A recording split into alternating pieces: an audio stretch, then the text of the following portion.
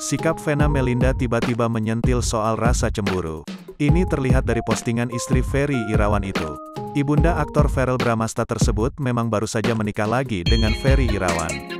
Rumah tangga mereka telah berjalan 4 bulan.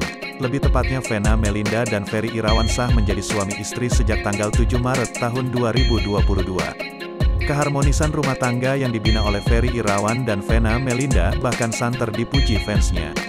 Kendati awalnya dirasa meragukan karena kondisi Ferry Irawan yang tak bekerja, namun hal itu kini tampak sebaliknya.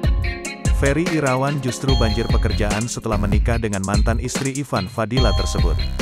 Bahkan Vena Melinda tak membatasi dengan siapa Ferry Irawan bekerja. Sekalipun mendapatkan tawaran kerja dengan lawan jenis, Vena Melinda mengaku memberikan izin kepada suaminya itu. Minggu tanggal 3 Juli tahun 2022, tampaknya Vena Melinda mengunggah video berisi kata bijak soal rasa cemburu melalui akun Instagram pribadinya, @VenaMelindaReal.